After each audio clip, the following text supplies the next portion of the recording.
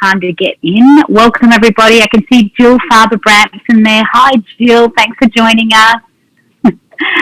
I've got Kathy B. I think that's Kathy B. Kathy Bansick. Kimberly, Broadwater. Thanks so much for joining us, guys. Really appreciate it. We've got a huge crowd in tonight, so it will take us a minute or two to get everybody in. Thanks for joining us. Hi, Steve. Hi, Tom. Oh, my goodness, it is really a big crowd. So it will take us just a minute or two to get everybody in. Thanks so much for your patience, everybody, and thanks for joining us. The senators, both Senator Peters and Senator Klobuchar, have already joined us, and we will get going in just a minute. How's everything looking at your end there, Laurie? Everything is looking good. We're expecting wonderful things. We're looking forward to a brighter future. And even though the vote that's coming up has made us all feel very badly, what we all have to remember is, you know what else is a lifetime appointment? Being a voter. And we're going to make sure we use it very well. Absolutely, absolutely. Well, we'll give it another couple of seconds for anyone else to join in, but thanks for joining us. And I might throw it to you, Laurie, to get us started. Well, welcome, everybody. Thanks so much. We have a rare opportunity tonight, a very busy night for both Senator Amy Klobuchar and our very own homegrown Senator Gary Peters, that we have been working very hard to make sure that he keeps his seat. Michigan needs him. So I would like to introduce both Senator Gary Peters and Senator Amy Klobuchar and wish them well tonight. Take it away, folks. Okay, Gary, you want to go ahead? Yeah, I think you're kicking us off according to my schedule here. So you kick us off and then I'll follow you. But okay, well, very good. Well, I am really excited to be here with Femmes for Dems, and mostly I have a really happy memory of seeing you all in Michigan right after I had endorsed Vice President Biden. And it was one of the first events I did in Southfield, and I want to thank you for that. It was actually, as Gary knows, one of the last events that we all could do as the pandemic was upon us. And from there, I had a lot happening and out of it. But for me, this race is really personal because of that.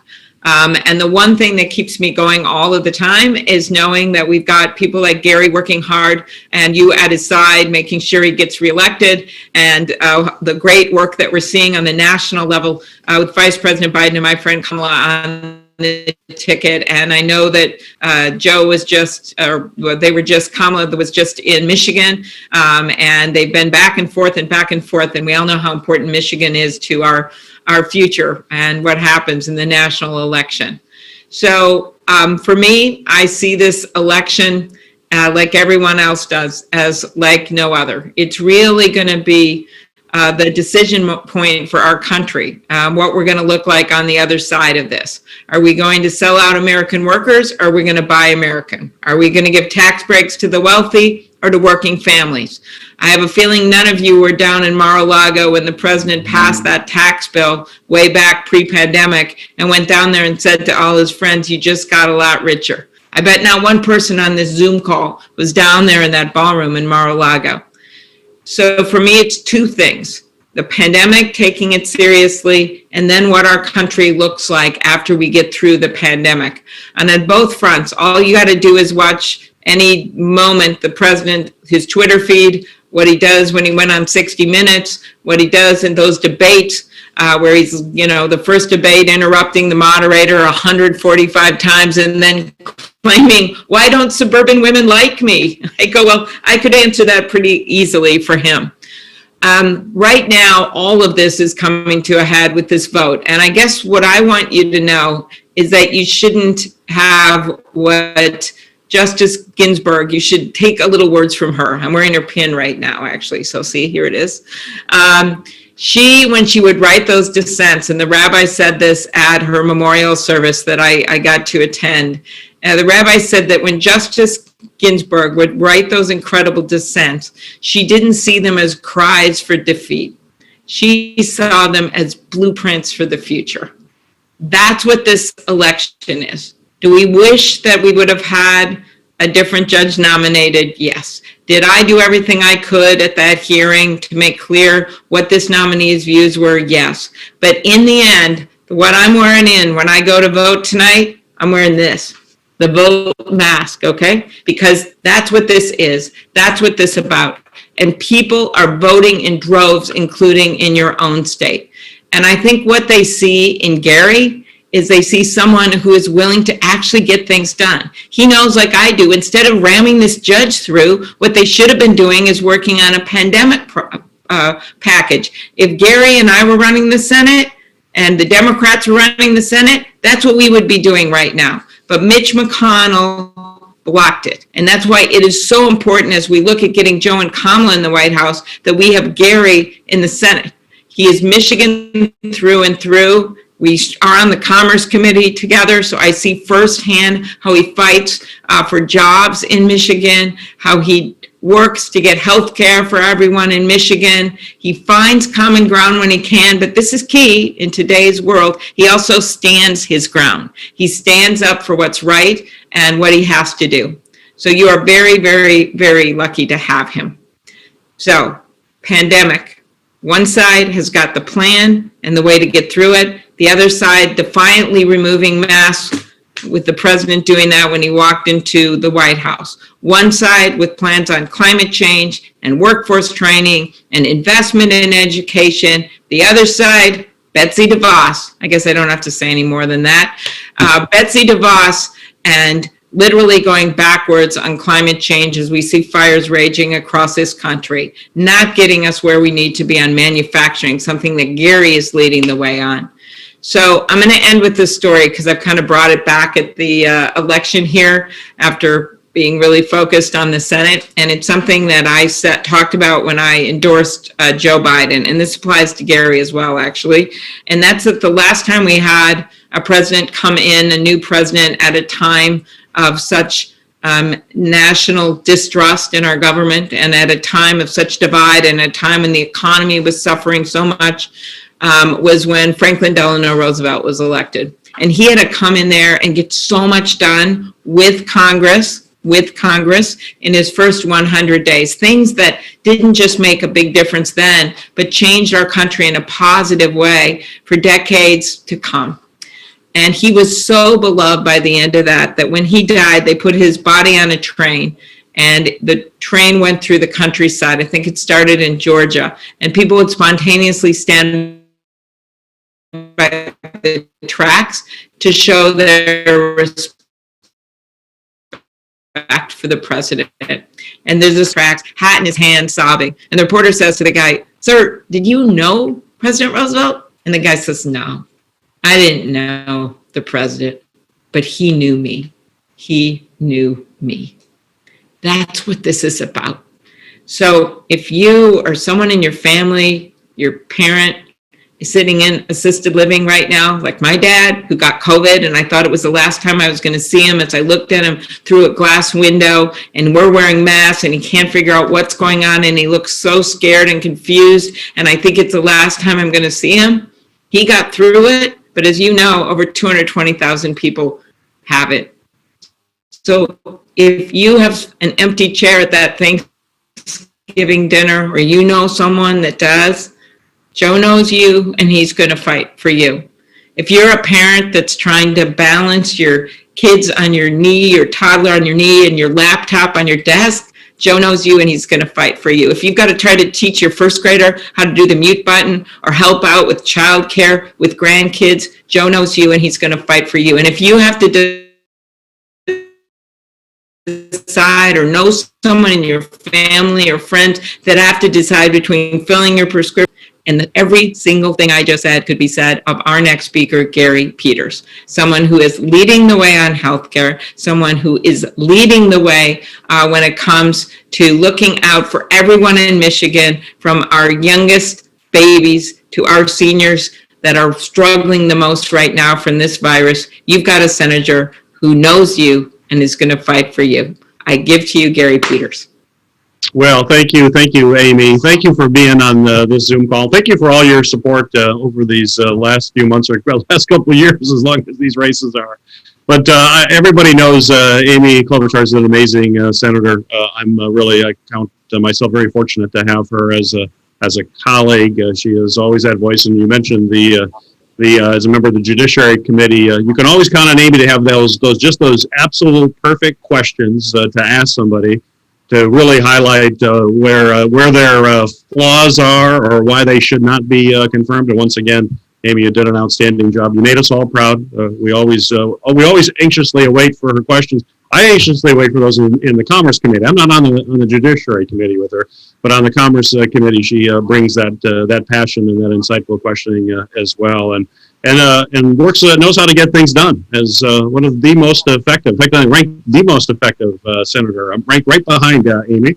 But we work closely together on again, standing your ground, as you mentioned, but coming together, try to find common ground to get things done. But nevertheless, we're passionate Democrats. We have strong democratic values. We fight for those each and every day. And that's why tonight is so rough for both of us. I don't have that pen. I got to get one of those pens that you have there, Amy. But it's so tough with the loss of Justice Ginsburg and the fact that we have to leave. That's why I think we're going to have to wrap this up a little bit early, because we actually head to the Capitol to go vote. The vote's going to be called here in less than a half hour.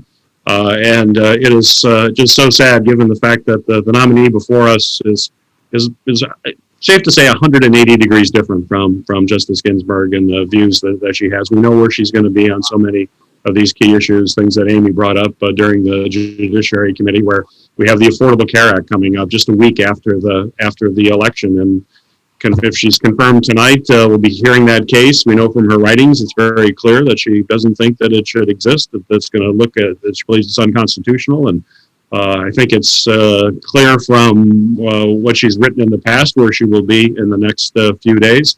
And that's going to be catastrophic for us in Michigan. You know, we've had Republicans talking about repealing the Affordable Care Act for years. And then they talk about replace, but they have no plan. They have no idea how to put this in place. None whatsoever. In fact, some of you may have seen my opponent on TV. He's somebody who wants to repeal the Affordable Care Act. You've seen him on ads yelling that into the screen. And then he was asked, didn't he say something directly about that? Right. Yeah, then he did. We had a tweet out there. Many of you may have seen. He was on Flashpoint, which is a local show in the Detroit area. Devin Scillian is the anchor, and he basically said that. He goes, "You want to repeal?" And then he's like, "I want to replace it. I want to replace it." And he said, "Well, Republicans have been talking that for 10 years. You've never had a plan. Donald Trump's been talking about it for 4 years. It's coming. It's going to be beautiful. It never comes. You never see it. So what's your plan?" And he looks in the camera with a blank stare, and then there's this uncomfortable pause, and he says, "Well, I'm not a politician." He's running for the U.S. Senate, and then he had this just canned talking points, so that then everybody went after him pretty aggressively. In fact, I think that video had over 1 million views, so it was it went viral. But it's typical of the Republican candidates who have no plan, have no idea how to actually put that in place. And you think about how scary that is. The Supreme Court says this is going to go away. And you've got 4 million people in Michigan with pre-existing conditions. And the number of people with pre-existing conditions keeps going up because of the COVID crisis. If anybody who gets COVID and is able to get through it, that's a pre-existing condition. Reproductive freedom. We've never been this close to seeing the end of Roe versus Wade than we are right now in decades. It's absolutely frightening as to what will happen there. And when you look at whether it's voting rights, whether it's the special interest over workers' rights, all of that is on the ballot. As Amy said, that's all on the ballot here in just a few short days. And it shows the importance of the Senate and why we have to have the majority in the Senate. I'm all in on Joe Biden and Kamala. We have to make sure they win. But Joe can't do the job alone. He needs friends. He needs friends like Amy. He needs friends like me. But he really needs over 50 friends in the Senate. That's really what he needs. The two of us are great friends. We can be really great pals. But we want at least 48 more, with Kamala breaking the tie. But hopefully we get 50 or more so that we can actually get things done. We remember with Barack Obama as our president and how Mitch McConnell stood in the way of so much of what he tried to do constantly, and that's simply unacceptable. So we have to win. And as Amy mentioned, I know Joe has the plan to deal with this COVID. We should not be in the situation we're in right now. I mean, you look at other places where they were able to step up and do a job by managing it properly. And we were there watching it at the beginning, where the president, we all heard him say it's going to go away and all of that, but we just never saw the agencies stepping up. I oversee FEMA as the ranking member on Homeland Security. I oversee FEMA, and FEMA never put together the kind of national coordinated response you would expect from the federal emergency management folks that deal with hurricanes and wildfires and other things. That didn't happen because the Trump administration was simply incompetent and incapable of doing this. And I remind folks in Michigan about Joe Biden and Barack Obama. They were there for us in the last really big crisis, the financial crisis, when our auto industry was hanging in the balance, and General Motors and Chrysler were on the verge of not just going into bankruptcy. I remember a meeting I had with Chrysler and the CEO who said, we can't get debtor in possession financing. We can't go into bankruptcy and reorganize. If we don't get help, we're going to liquidate this company. We're just going to liquidate it. And the thousands of jobs and the impact it would have had on Michigan would have been catastrophic.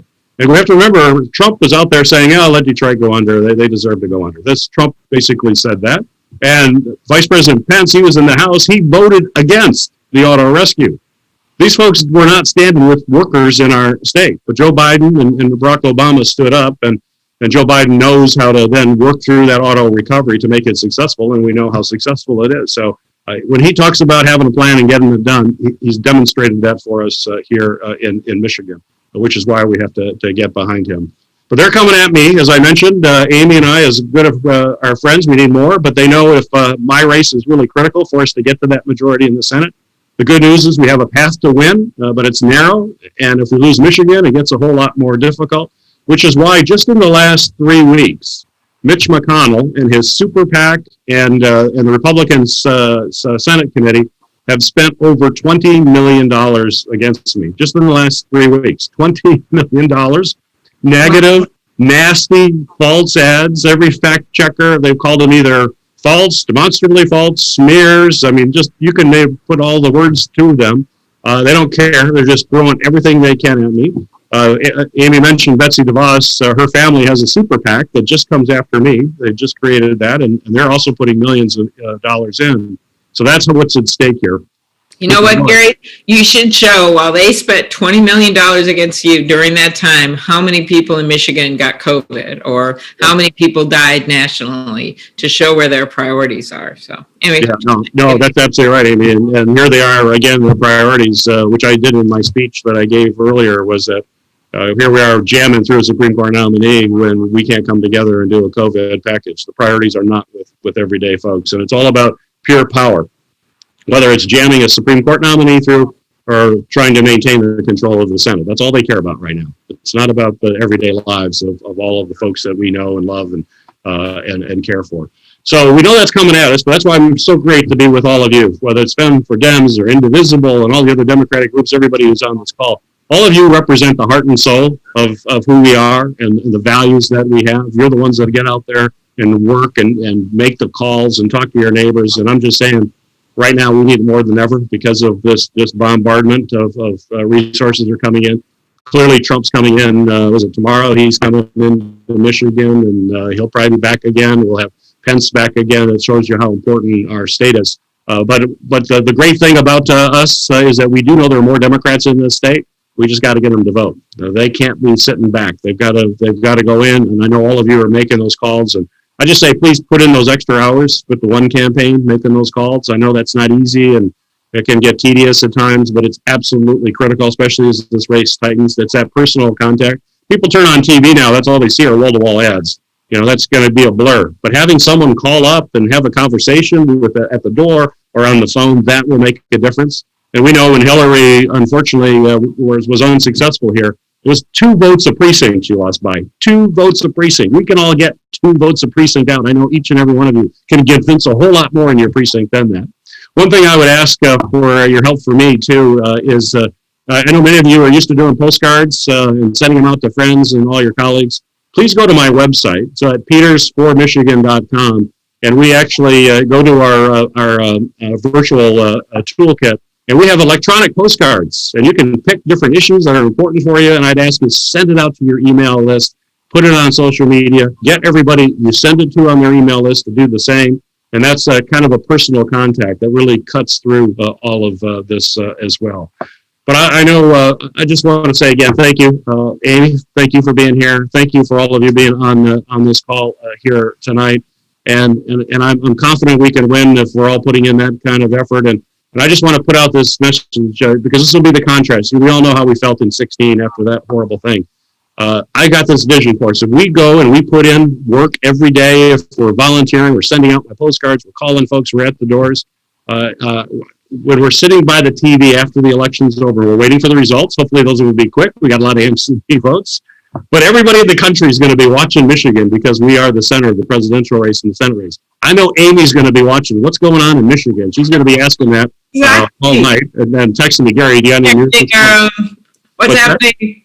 What does this mean? What does it mean when this area comes in? Exactly. I know she will be doing that, and a lot of my colleagues are doing that. But what's going to be great is that when the news does come through, because of all the work all of you have done, because you poured your heart and soul into it, we will all join you when you jump out of your seat and you scream at the top of your lungs and say, Michigan is a blue state. Thank God we won the state. We've got a Democratic president. We've taken control of the Senate because we held Gary's seat here in the Senate. We've even picked up some seats in the House. And now we can take back our country. And it's going to be because of all of you. I'm thanking you in advance of that.